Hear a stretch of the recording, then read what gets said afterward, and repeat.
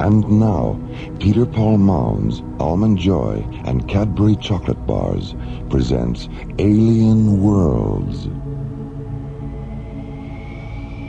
Slowly rotating at the edge of deep space, 1,000 kilometers beyond the atmosphere of 21st century Earth, is the Arthur C. Clarke Astronomical Observatory, Starlab.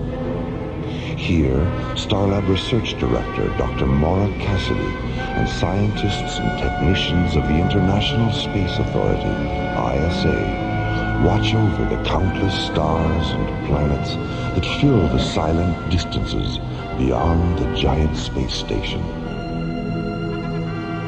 It is November 3rd, 2028, as this week's episode, The Kilohertz War, reminds us how suddenly and mysteriously one man's science fiction can become another man's science fact on the threshold of alien worlds.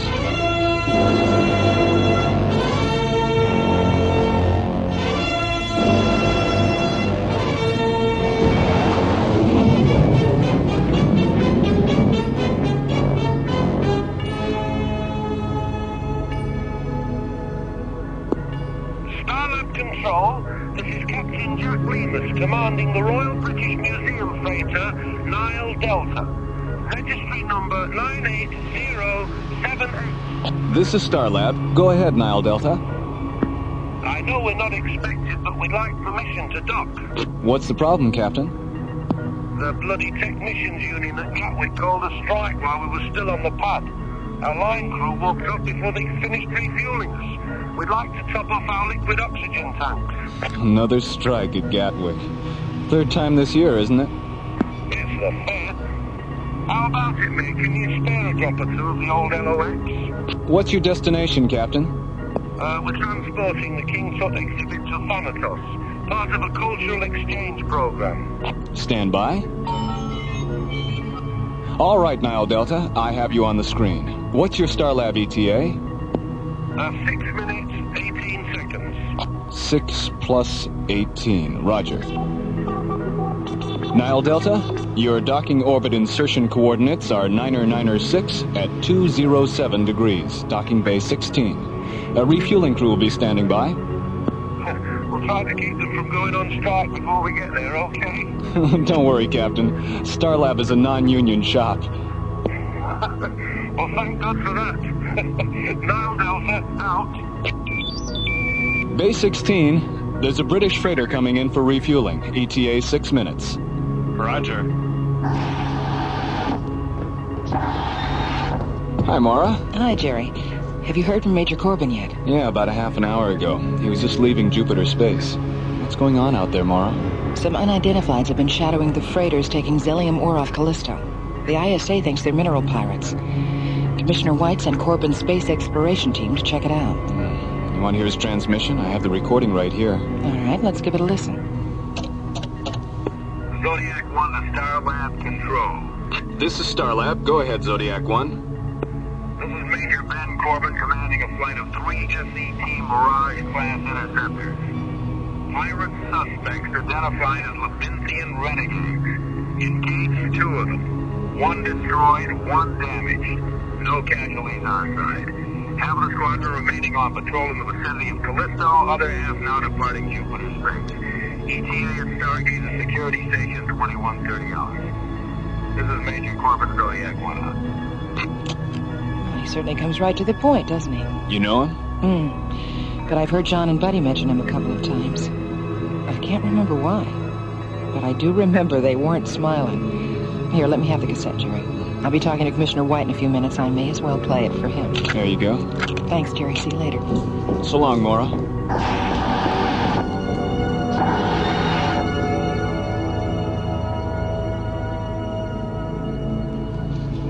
Stargate at Security Station 2130 hours. This is Major Corbin, Zodiac 1 out. That's it, Commissioner. Well, thanks for getting it to me so fast, Maura. Is there anything else we should talk about? The tape you sent up concerning the Tyrillian military exercises on Mars. I thought Tyrillia was anti-military. It is, Maura, but two planets in the system have declared war on each other. And Torellia's sitting right in the middle. They're working up a tactical space force to protect themselves. They need to do it, but they have no choice. Why are they testing on Mars? Well, its atmosphere is Torellian compatible for one thing, and it's uninhabited for another. You see, Torellia is very densely populated. They didn't want to take the chance of hurting any of their people if an experimental weapon malfunctioned or one of their prototype ships crashed. Sounds like they've got a lot of soul as well as a lot of sense. Yes. Well, I'd better sign off now, Maura, and try to get home. There's a lot of wind and snow blowing around outside, and you know what New Chicago's like during a blizzard. All right, Commissioner, bundle up. And beware of little boys chucking snowballs. Starlab Communications out.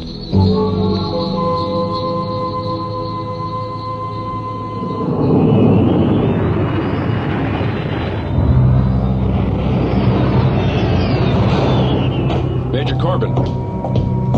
It's coming through on the Earth disaster frequency now, and it just tripped the override on the fail-safe attack circuit. Punch it up in here.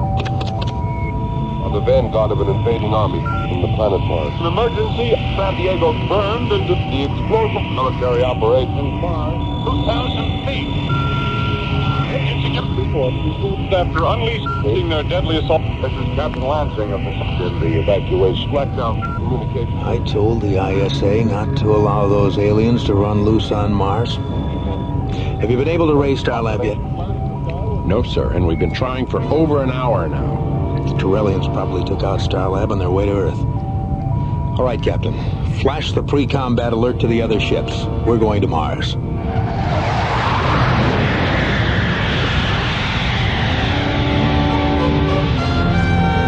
Alien Worlds will continue.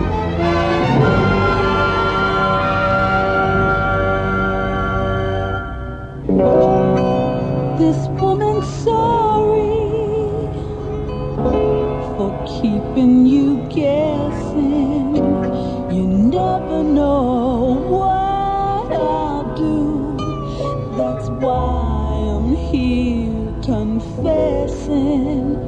It's because sometimes I feel like a nut, sometimes I don't.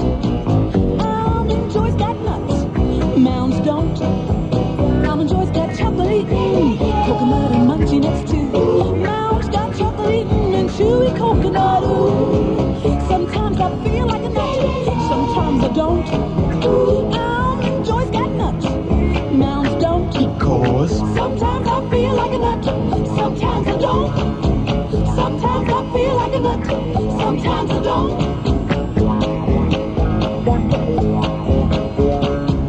Sometimes I feel like a nut, sometimes I don't.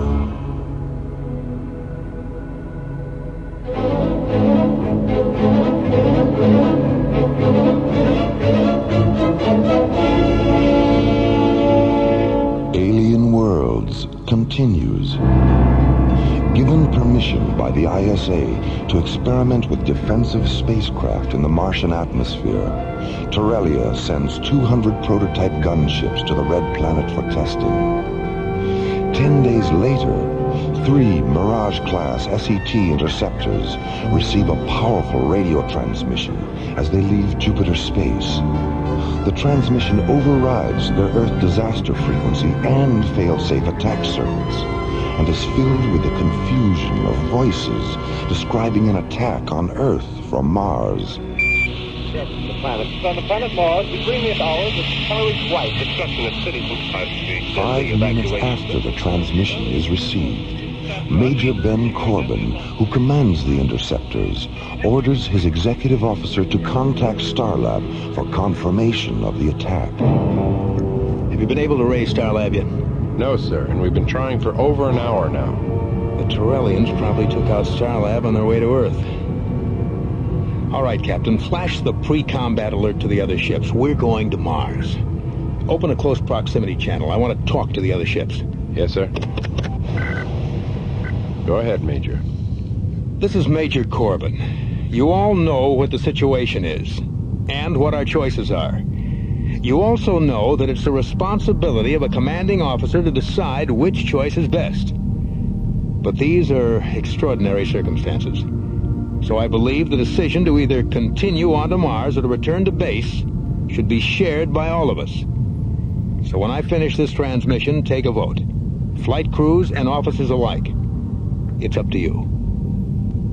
Zodiac 1 out. You're looking unusually tense, Captain. What's the problem? I'll go see how our crew feels about your pep talk, Major. Pep talk? Is that what it was? I'll be back in a few minutes. Captain O'Neill, Major. We're ready whenever you are. Thanks, Bill. This is Captain Dan Sager. We're with you all the way, Major. I knew I could count on you, Ray.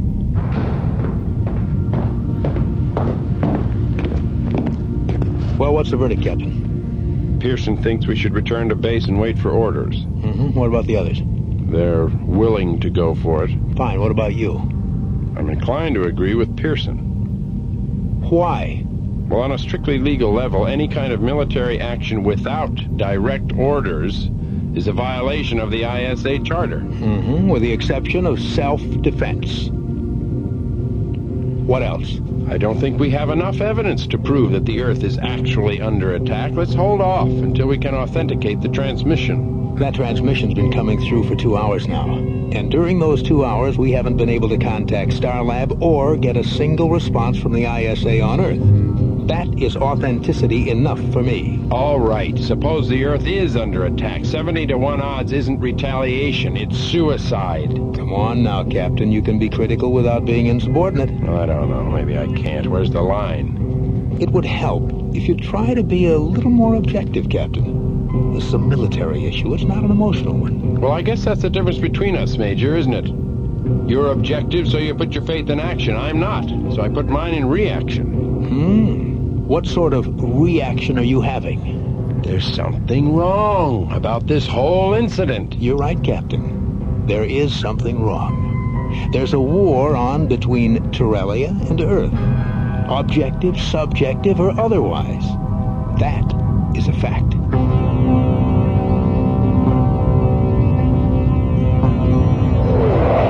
Flying in a tight triangular formation, the tips of their delta-shaped wings nearly touching, the 3 sleek white interceptors of Major Corbin's Zodiac flight execute a 360-degree roll and rocket away toward Mars.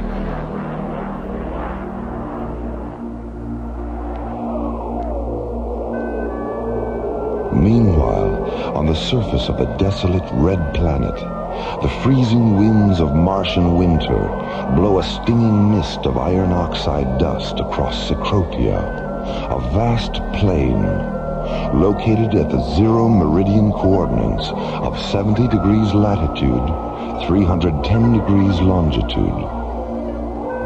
In the middle of the windswept plain lies the Torellian Command Center, 7 transparent green domes whose faceted emerald surfaces fracture the pink light of the late afternoon sun.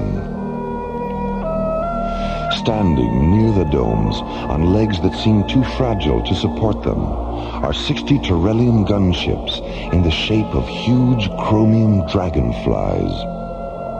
Outside the central Torellian dome, Commander Ark Sathos stands looking up at the bleak Martian sky, his long, yellow-pleated cloak swirling around him, his delicate lungs protected from the iron oxide storm by the black filter mask covering his face.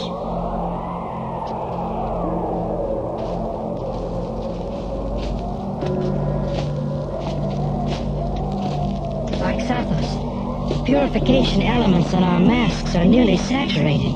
It's time we return to the dome. The 2nd and 3rd air garrisons, where are they, Sinparva? They should have returned by now.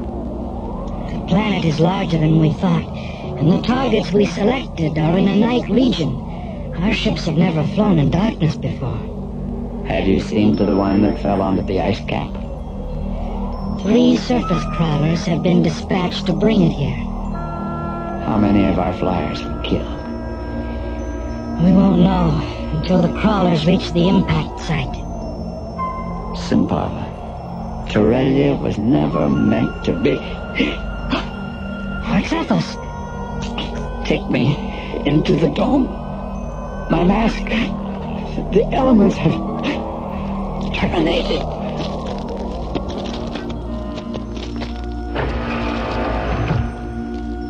As Sin Parva rushes his commander into the protection of the central dome, Major Corbin's SET Zodiac flight enters the Martian atmosphere. Descending to 300 meters above the red planet's surface, the three interceptors jet toward the Terrellian command center, 2,000 kilometers away. Zodiac 1 to Zodiac flight. Mid-range scanners confirm target interlock. Target description: 7 low-density, low-profile structures and 60 high-density spacecraft. Activate laser turrets and shielding generators on my mark. Mark. This is Zodiac 6. We have target interlock confirmed. Laser and generator functions positive. This is Zodiac 3. Okay on target interlock. Okay on laser turrets and shielding generators. Maintain present course and speed. We'll be over the target in 44 minutes. Zodiac 1, clear. How you feeling, Captain? Any better? You know how I feel. Don't worry, you'll get over it.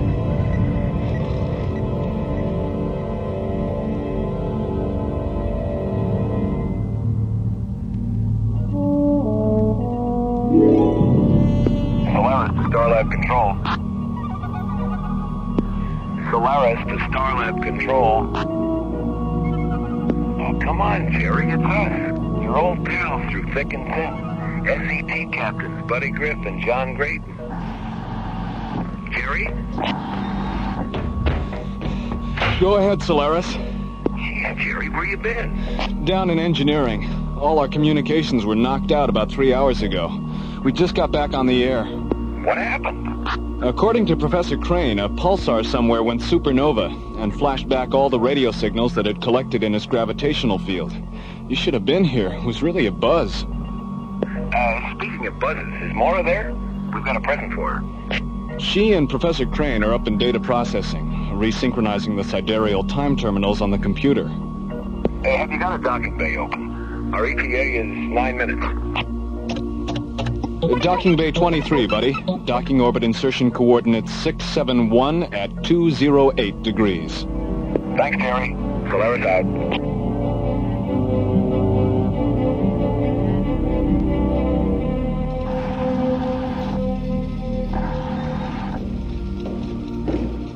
Hello, Maura. Hiya, Maura. Hi, buddy. Professor Crane. John, buddy, good to see you. How's it going? Jerry told us what happened. We just finished. What's in the box? It's a present from Phil Maxwell. Here. Be careful. Don't spill it. Oh, it's beautiful. What is it? It's a fish, Maura. Yes, I can see that. But what kind? It's a flarn, a Serenian glowfish. Phil picked up a couple on Cronus. He thought you'd like to have one for your aquarium. That was really nice of him. Does it have a name? Yeah. Winston. A flower named Winston? That's right. Well, does Winston need any special food or anything like that? Yeah, my wife has one in her aquarium, Maura. Just put him in the water and forget about him. Glowfish live on light. Dr. Cassidy, this is communications. What is it, Molly? We're monitoring the intership transmission from Major Corbin's Zodiac flight. They've just attacked the Terrellian command center on Mars. On Mars? I'll be right out. Here, Professor. Hold my fish.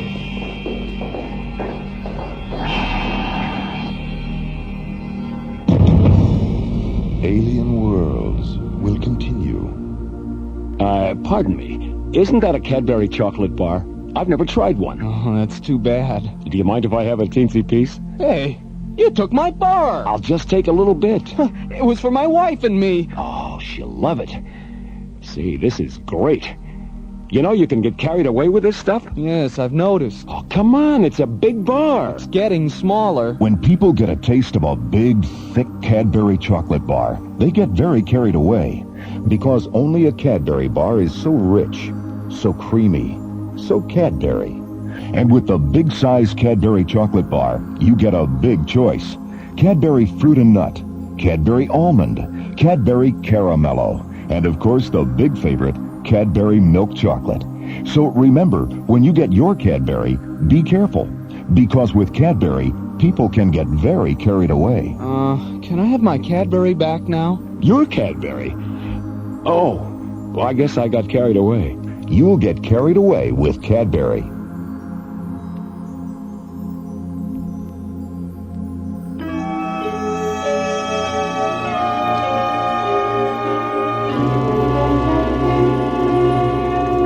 Alien Worlds continues.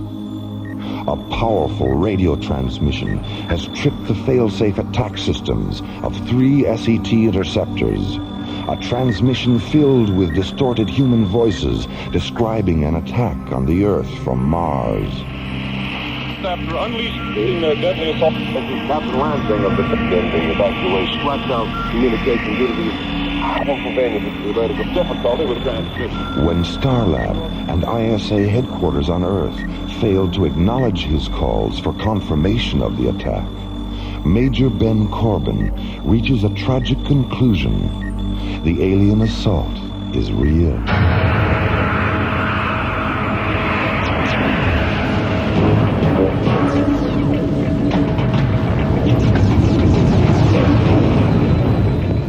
Zodiac 6, break off your approach to the dome. We'll take them out later. That's a roger, Zodiac leader. Zodiac 3, hit that ship that's trying to take off. Roger. Zodiac 6, let's make another run in the staging area.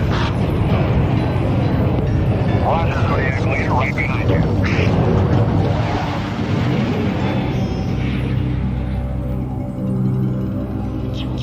Simparva, where did they come from? They were flying too fast for our senses. We had no warning. Have you tried to contact them? They don't respond. Then we have no other choice but to defend ourselves. Open the barrage domes. Inform our gunners that this is a lethal engagement.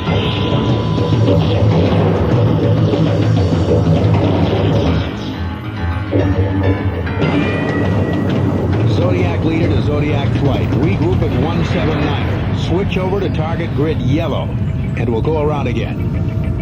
Starlab to Zodiac 1. Starlab. I knew we should have waited. I knew it. Starlab, this is Zodiac 1. Go ahead. What are you doing, Major? Get out of there now! Captain, check the source of this transmission. Major Corbin, this is Commissioner White. Get your flight back to Stargazer and turn yourself over to security. You've got one hell of a lot of explaining to do. But the attack on Earth, there was a radio transmission. It tripped our failsafe system. We heard it on the other... We picked up the same transmission here at ISA headquarters, and so did Starlab. Zodiac 6 to Zodiac leader. Pull up, Major. The Trellians have opened up a good read dome, and they're tracking you. Major, how much convincing do you need? If you don't give the order to break off this attack, I will. Zodiac leader to Zodiac flight. Return to base. Repeat, return to... Direct hit on the starboard thrusters. We've lost the automatic guidance circuits. Switch to manual. Attitude gyros are gone. Co-pilot to crew, get to your crash positions. We're going in.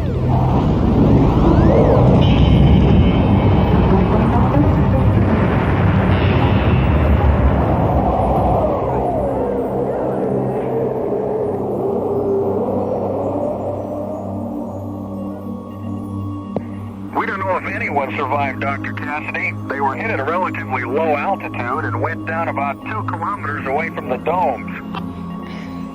All right. Your orders are to come directly to Starlab. Commissioner White's on his way up. That's Roger, Starlab. Zodiac 6 out. I've finished analyzing the tape Jerry made during the pulsar flash, Maura. The frequency of the predominant voices and the frequency of the failsafe override are exactly the same. 880 kilohertz. But that's an exclusive ISA frequency. It wasn't in 1938. 1938? That's right. The voices were originally transmitted from the Earth in 1938. What was there about the voices that caused Major Corbin to do what he did? Come on. I'll play the tape for you.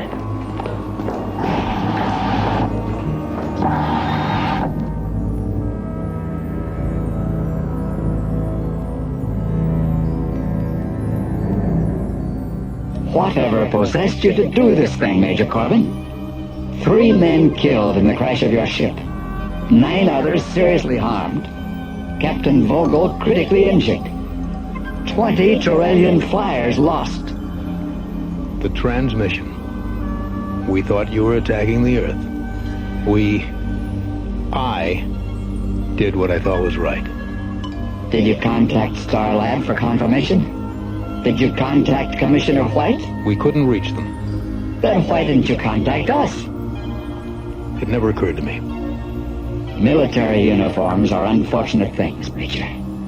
So very little does occur to the ambitious patriots who wear them. Clarke's office. Yes, Sincarva? A transmission from Commissioner White has come through. He wants to talk to you. Sincarva, your eyes. Is there something else? There was nothing our physicians could do. Captain Vogel just died. Oh, my God. My God. Between the hours of colorless white, destruction of cities and lives in the evacuation. Tonight, the Columbia Broadcasting System and its affiliated stations coast to coast has brought you The War of the Worlds by H.G. Wells, featuring Orson Welles and the Mercury Theater on the air. Next week, we present a dramatization of 3 famous short stories. This is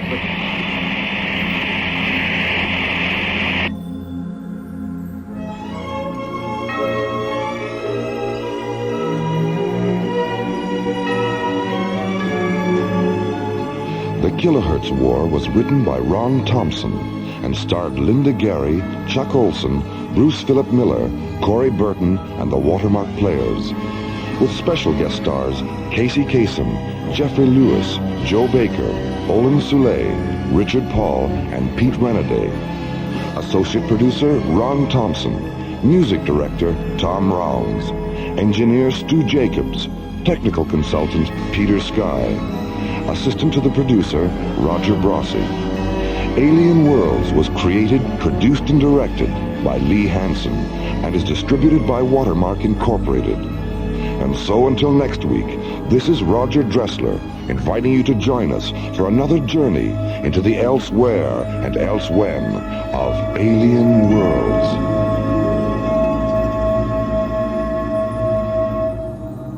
Peter Paul.